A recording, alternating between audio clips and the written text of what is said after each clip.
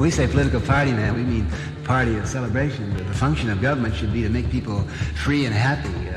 The old party is just no fun. They're just uptight.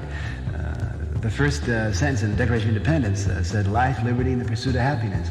Pursuit of happiness means the right to get high. There was a time, a couple of years ago, when everybody knew that the Vietnam War was a scam, but there was no prominent politician who stand up and say so. It just takes one or two people to stand up and righteously, to say where it's at. The Black Panthers, for 20, 30 years in this country, we had this civil rights integration thing, the aim of which was to make the blacks become uptight middle-class whites.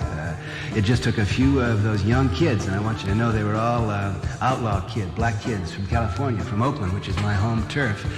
Bobby Seale and Eldridge Cleaver and those guys, they said, come on, man, we don't want to be grays. We don't want to become, whitey's man. We want our own thing. Black is beautiful. It just took a few of them to say that, and then everyone wakes up and says, yeah, man, that's right.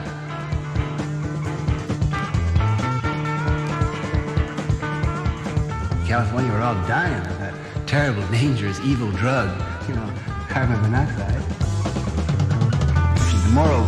The morals of this country have changed. The kids just don't buy that old uptight, keep your legs crossed, Puritan ethic. Aim of the game is to feel good. And the function of government is to get everyone high and feeling good. The problems that face California or Massachusetts, the United States, are not that insoluble. The guys in power are so old-fashioned and so rigid that they're just messing up in every way possible. The function of government should be to put itself out of business and get control and power back in the hands of the people, back to the neighborhood, back to the small group, and get the money and the control back where it belongs.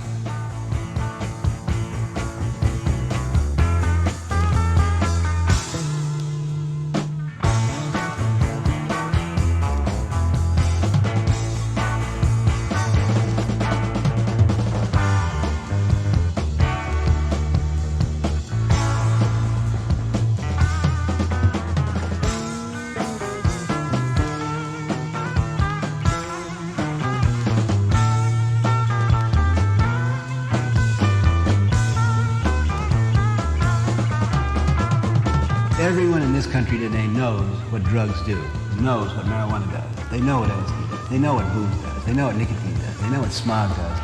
There's no point educating people about drugs anymore. Everyone knows where it's at. There are good drugs and bad drugs. That is, they're drugs that get you high and make you feel sexy and loving and happy. And everyone knows which drugs there are. Now, these are the drugs that the government's after. If a bunch of people smoke marijuana, they're not going to fight in Vietnam. If a bunch of people are high in marijuana, they're not going to hassle their black neighbor. They're feeling too good to be uptight and mean. The government does not want marijuana around because marijuana blows the whole white middle-class scene. Do you know that there are 300 million people in the world that smoke marijuana? There are more people that smoke marijuana than there are members of the American middle class.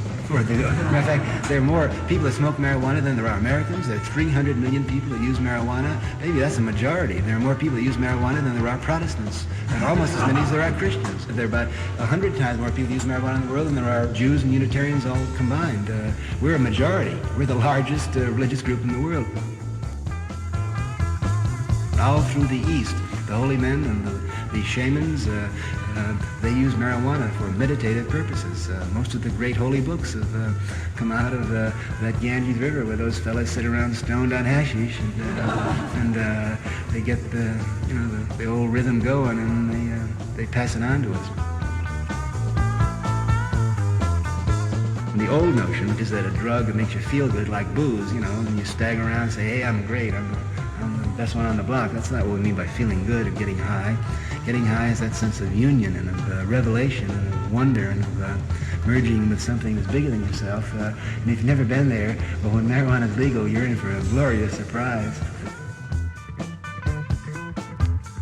There's going to be one moment, it's going to come very soon, is when be that last person necessary to turn on, it'll turn on, and like a click, the whole, they'll all just start laughing. And there's going to be a convulsive ripple of laughter going around the country. Vietnam, wow, come on. The draft, come on. Compulsory education, come on. Reagan and Nixon and Humphrey, come on. Who are you kidding?